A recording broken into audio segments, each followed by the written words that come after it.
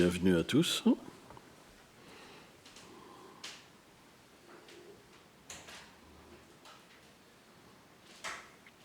Nous allons lire un verset du Srimad Bhagavatam, premier chant, troisième chant, premier chapitre, verset 44.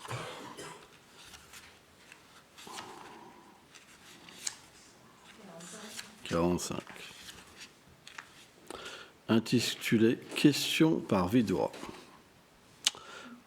Om Namo Bhagavate Vasudevaya. Om Namo Bhagavate Vasudevaya. Om Namo Bhagavate Vasudevaya. Om Namo Bhagavate Vasudevaya.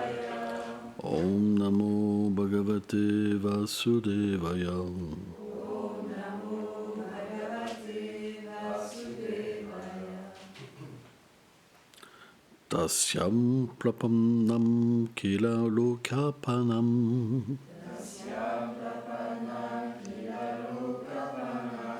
Avastitanam Manushanshanesve.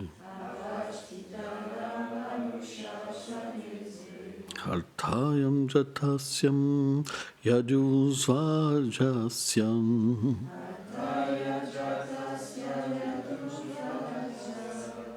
Valtam Sake Kiltaya Tiltaketem.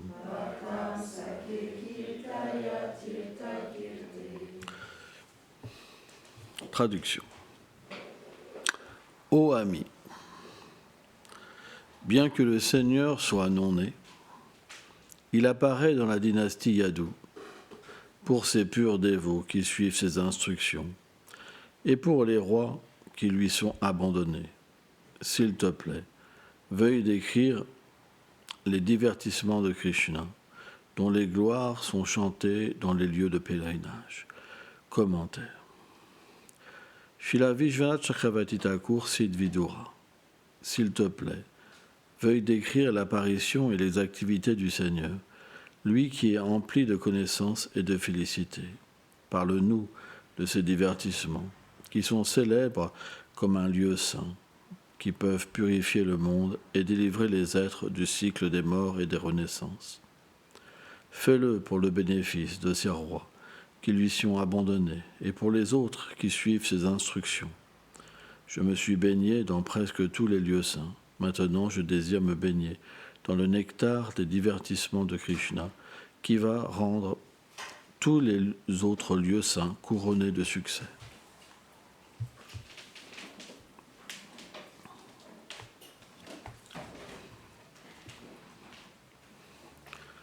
Om Agana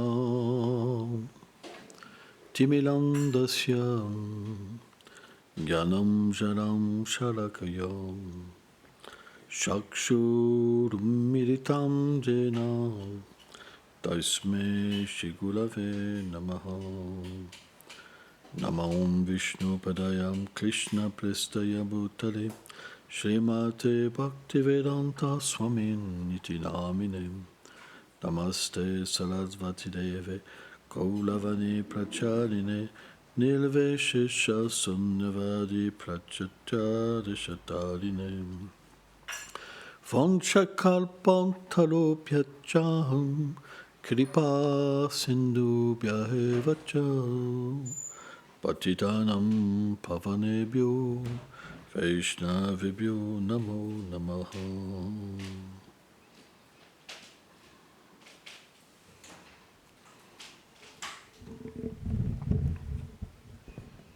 Il est ici question de baignade, de se rendre dans les lieux saints. Pourquoi ?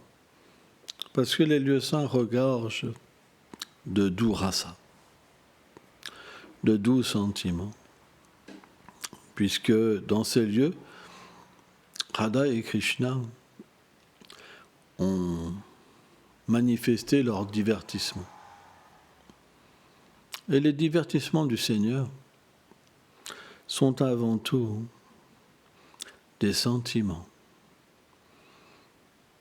qui se manifestent sous la forme d'action, de forme, de douceur, de couleur, de poésie.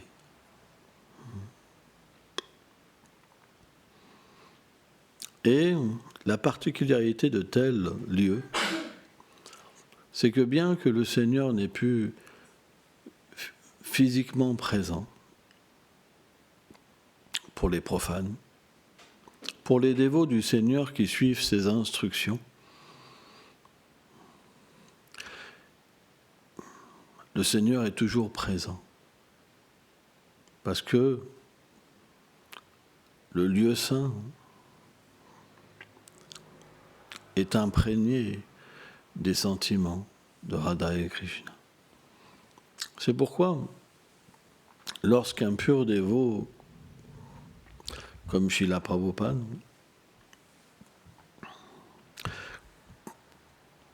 invite ses disciples à visiter de tels lieux, alors la puissance de ces lieux apparaît. C'est pourquoi on devrait toujours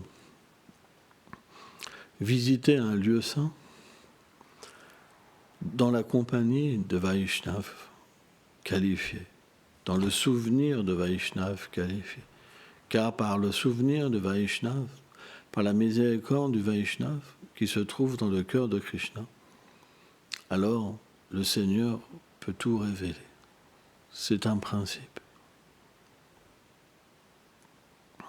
Car dans le lieu saint, toutes les émotions sont présentes. Et c'est quelque chose qui est caché, véritablement caché. Mais lorsqu'on atteint un certain niveau spirituel, alors, lorsqu'on marche dans les lieux saints, on peut directement entendre, percevoir, ressentir au plus profond de nous-mêmes ce qui s'est passé. C'est pourquoi les êtres très évolués comme Rupa Goswami, Sanatana Goswami ou Raghunath Goswami ont été dans différents lieux et lorsqu'ils ont touché cet endroit, alors l'endroit leur a révélé le secret. Et ils ont pu voir des divertissements infinis et goûter des sentiments très profonds, vraiment très très profonds. D'ailleurs, c'était une instruction de Sri Chaitanya Mahaprabhu, que de tels dévots puissent révéler les endroits où Radha et Krishna se sont divertis. Parce que pour nous, c'est quelque chose de très important. Aller en pèlerinage, c'est quelque chose qui est très important. Parce que le lieu saint est très purifiant par nature. Mais pour qu'il puisse véritablement révéler son parfum, comme une fleur, on doit véritablement venir accompagner et pas seul. C'est simplement par la miséricorde de Vaishnava comme Srila Prabhupada que le lieu saint se révèle. Pourquoi ? Parce que le pur dévot, il a accès au divertissement de Radha et Krishna. C'est sa nature de servir Radha et Krishna. Il vient du monde transcendantal. Et naturellement, lorsqu'il vient dans ces lieux saints, alors ces lieux saints se révèlent naturellement à lui. Radha et Krishna se révèlent naturellement à lui. Et par cette révélation qui s'opère dans son cœur, alors il déverse ce nectar, cette révélation, par affection pour ses dévots. C'est comme ça que ça se passe. C'est pourquoi on ne peut pas atteindre la vision d'un lieu saint sans la miséricorde d'un associé du Seigneur, ce n'est pas possible. On aura un bénéfice. Bien sûr, il y a un bénéfice. Mais on peut aussi commettre de nombreuses offenses. Parce qu'on ne va pas savoir comment approcher le lieu saint, comment respecter leurs habitants. C'est très difficile d'avoir la vision de Vrindavan. Quand on voit à Vrindavan des poubelles partout, ça sent mauvais, il y a des porcs, des singes partout. C'est vrai. Quand on voit les descriptions dans les livres, par exemple, des arbres de cristal, des chemins d'or, des chemins de safran, des oiseaux par milliers qui font des festivals dans le ciel et qui chantent les gloires de Radha et Krishna. Tellement de belles descriptions sont données. Les demeures, tellement belles. Et là, on arrive, tout est cassé. Il y a du bruit partout, mais du bruit, c'est vraiment du bruit. C'est... Toute la journée, c'est comme ça. Même la nuit, ça crie. Alors, il faut vraiment avoir une miséricorde spéciale pour se frayer un chemin et voir la vérité. Il faut une miséricorde spéciale. Vraiment. Et en plus, quand on est occidentaux, on se fait agresser tout le temps pour de l'argent. Vous allez par exemple au Radhakund et vous êtes pris d'extase de voir l'eau qui est non différente de Shilada, vous commencez à chanter, et là, ce coup, vous avez des enfants qui vous agressent. Roupi, roupi, roupi, et qui ne vous lâchent pas pendant 1 heure ou 2, tant que vous n'avez pas donné quelque chose. C'est très difficile. Et pourtant, derrière tout ça, il y a le secret. C'est comme si tous ces sons, toutes ces choses qui nous arrivaient, c'était comme pour garder ce secret. Quand le cœur s'adoucit,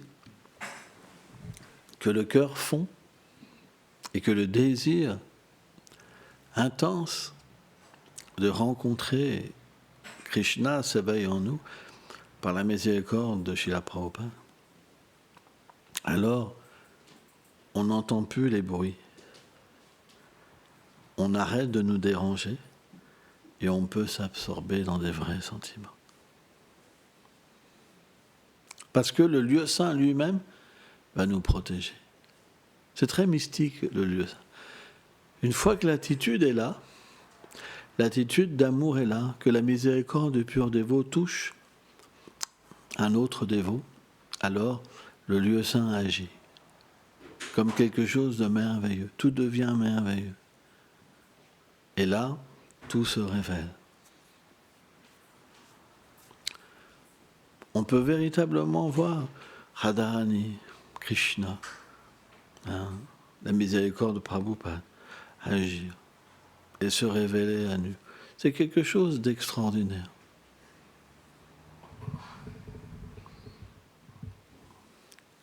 Mais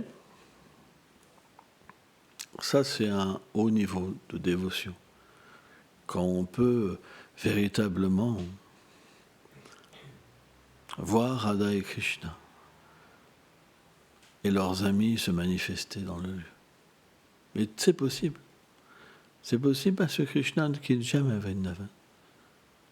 Donc bien qu'il soit en ce moment dans un autre univers, on ne devrait jamais penser qu'il n'est pas présent à Vrindavan. Il peut se manifester. Tellement de dévots ont eu des expériences de Krishna. Tellement de dévots.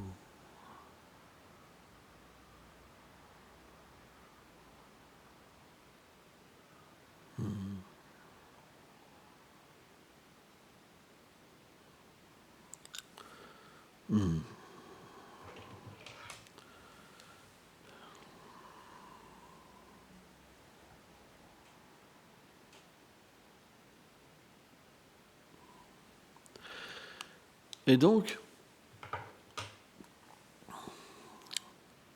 il existe un autre bain de nectar. C'est les gloires du Seigneur. Parce que lorsqu'on dépeint les gloires du Seigneur, le Seigneur apparaît dans notre cœur. on peut avoir directement un aperçu de ses pieds pareils de lotus, de son corps merveilleux. Parce que ces gloires ne sont pas différentes de lui. Donc quand on parle, mais qu'on s'absorbe dans cette propre vibration, en comprenant que le Seigneur lui-même inspire son dévot, à ce moment-là, l'expérience de Krishna est possible directement. Vous vous rendez compte ? Pourquoi ? Parce que le dévot, lorsqu'il s'assoit sur le Vyasasana, qui est réservé aux disciples de Vyasadeva, à cette glorieuse filiation spirituelle, lorsqu'un dévot s'assoit, il se sent tellement inqualifié. C'est un principe, tellement. Il pense, je suis le plus idiot, je me suis assis sur ce siège. Qu'est-ce que je vais faire maintenant ? Il le ressent vraiment. C'est très profond. Et cette inqualification, cette humilité, elle va être le réceptacle de son abandon.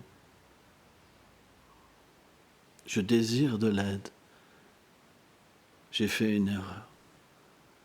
Je me suis assis sur ce siège. Ou alors, on m'a invité à m'asseoir, moi le moins qualifié, et je ne pouvais pas désobéir. Je ne pouvais pas désobéir, mais je me retrouve là. Donc, dans cette situation, il y a les pleurs.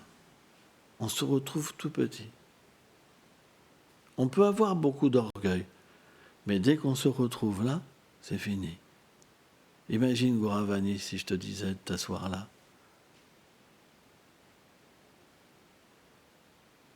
Tout serait réduit en... Il faut un sacré orgueil pour être fier de s'asseoir ici et vouloir parler. C'est démesuré. On pense qu'on est qualifié. Alors que ce siège est réservé au Mahabhagavat. Il faut tellement d'orgueil. Un tel niveau d'orgueil. Donc le dévot s'assoit et il réalise, oh, c'est mon erreur. J'ai tellement d'ego. J'ai rien à dire. Je suis vide. Et là, le souvenir, Gurudev, aide-moi. Oh, Prabhupada, aide-moi. Et là, quand le dévot devient complètement abandonné et soumis, alors l'inspiration divine vient. Il sent que ça vient dans son cœur, il se met à parler. Et quand il parle, il écoute. Il écoute ce qui se manifeste de sa bouche. C'est très mystique. Et alors, par cette écoute des gloires du Seigneur, le Seigneur apparaît.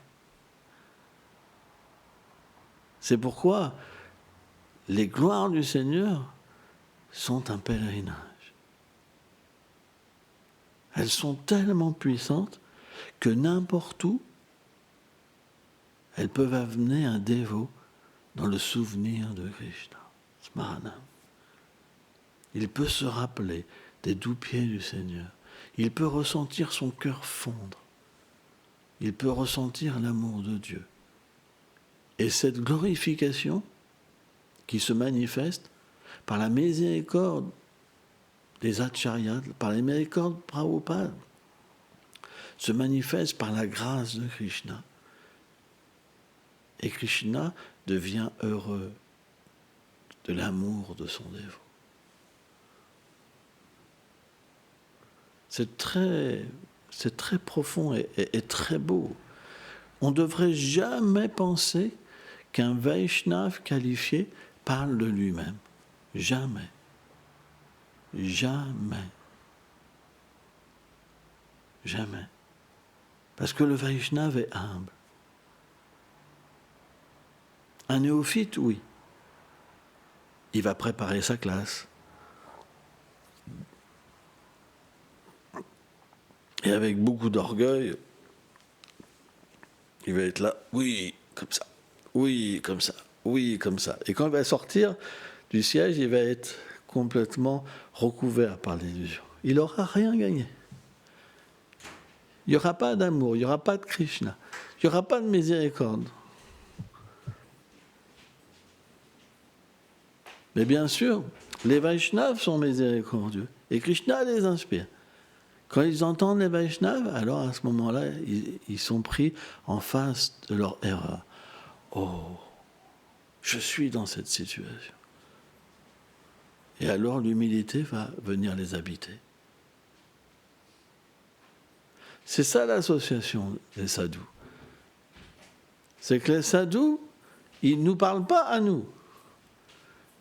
Mais Krishna les inspire, et par cette inspiration, on ressent que c'est à nous qu'il nous parle. Mais il ne parle pas à nous.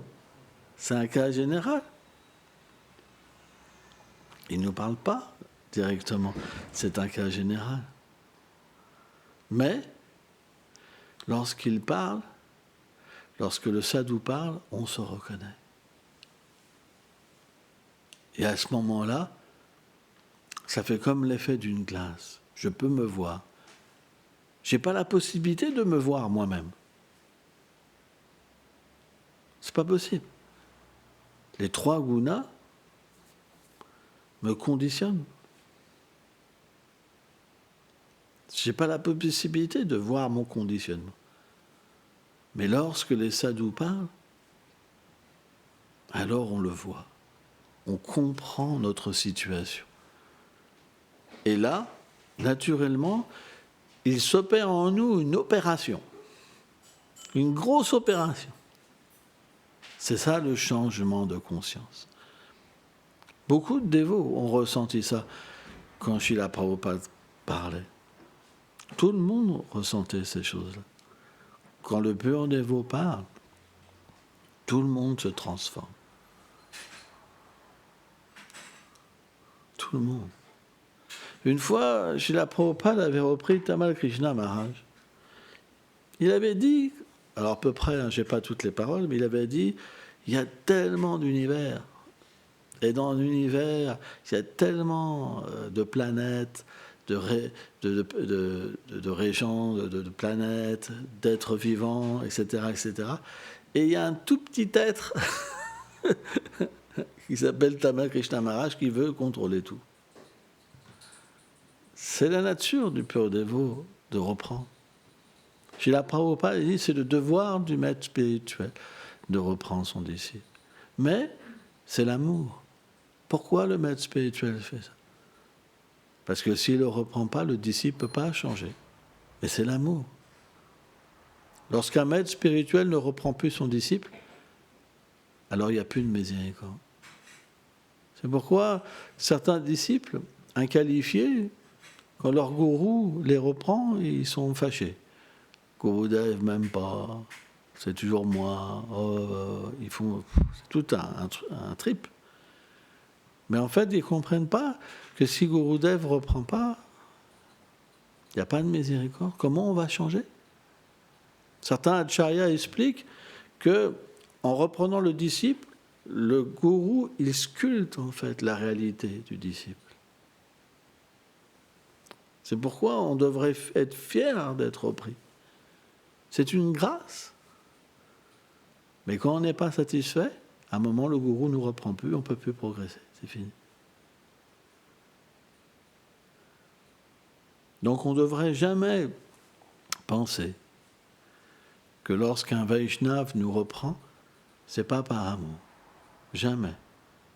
Une fois qu'on perçoit ça, on perçoit toujours le mauvais côté du Vaishnava et c'est fini pour notre vie spirituelle. On ne peut plus avoir de relation. C'est fini. Parce qu'on va commencer à voir les fautes. Et quand on voit les fautes chez un Vaishnava, alors c'est la chute. On ne peut plus progresser, c'est fini. On s'enorgueillit. On pense même qu'on est supérieur au maître spirituel. Méfiez-vous, ça peut arriver à tout le monde. Ça peut arriver à tout le monde. On voit les fautes. Oh là, t'as écrit ça, là. Hein? Et là, c'est pas bon. Tu t'es trompé, ça va pas, là. Eh, Baba, Le gourou, il parle avec prem, par l'expérience. Il ne parle pas à ton niveau. S'il écrit, c'est correct. C'est comme ça qu'on pense. Parce que l'expérience est là. Krishna se réjouit du sentiment de son dévot. Si on veut progresser dans la dévotion, on doit avoir beaucoup d'humilité. Parce que seulement l'humilité nous permet de comprendre les paroles des sadhus, de comprendre les paroles de Prabhupada. C'est impossible sans ça. Aujourd'hui, il y en a qui voient les fautes en Prabhupada. Il a dit ça, il a dit ça, il a dit ça, il a dit ça. Mais celui qui vient du monde transcendantal, il n'a pas la même vision que nous. Il n'a pas les mêmes valeurs que nous, les mêmes repères que nous.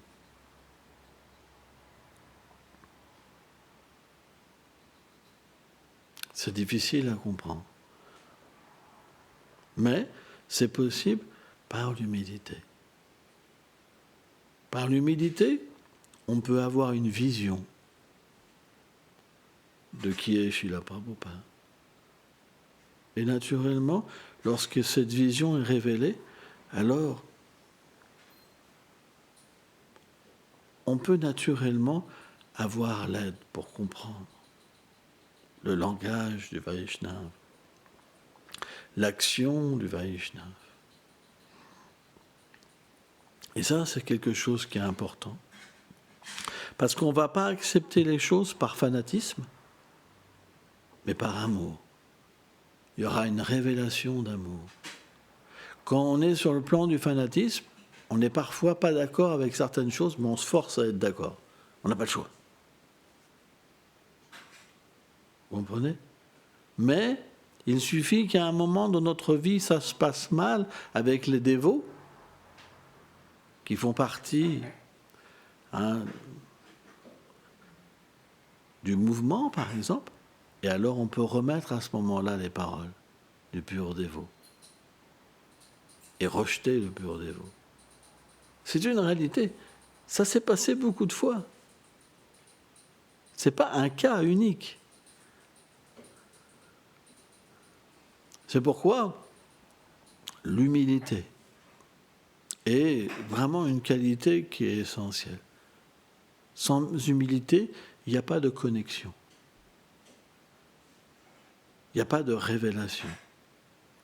Il n'y a pas d'authenticité. On ne peut pas devenir un Vaishnava sans humilité. Alors on pourrait se dire, comment l'humilité vient s'il n'y a pas l'expérience? Cette humilité, elle peut s'acquérir par le service qu'on rend à un pur dévot.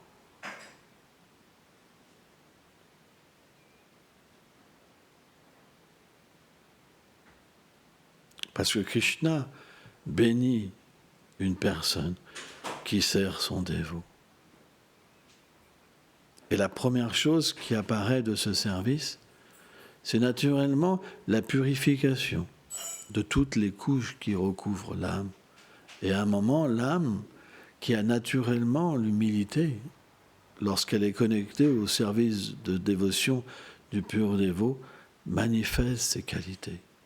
Et de ces qualités, alors, on peut recevoir encore plus de miséricorde, plus de misère. C'est comme infini. Une fois qu'on développe de l'humilité, il n'y a jamais de manque. C'est toujours nouveau. On est toujours enthousiaste. Mais s'il n'y a pas d'humilité, c'est difficile. Chaque jour, c'est difficile. Pour se lever, pour faire son service, pour rester, même dans la compagnie des dévots. Mais d'où vient cette humilité ? De la méditation sur le service offert aux purs dévots. Dès qu'on agit, ou quand on n'est plus relié, alors les conflits apparaissent. La critique apparaît. l'orgueil apparaît. C'est juste une déconnexion. Dès qu'on agit sous le refuge d'une personne qui est bien plus puissante que nous, alors tout est réglé. Comment, si Srila Prabhupada était présent, on pourrait s'enorgueillir? On serait tout petit.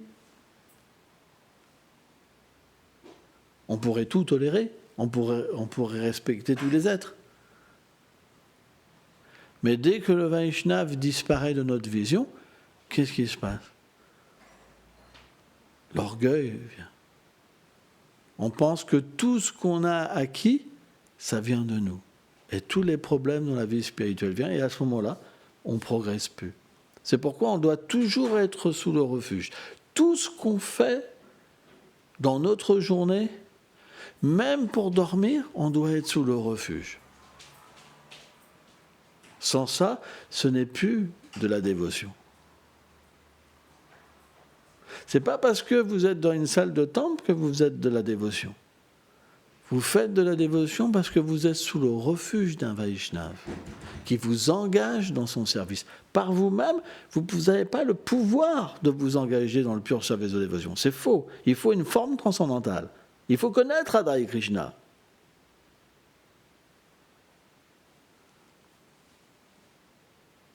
Qu'est-ce qu'on connaît de Radha et Krishna?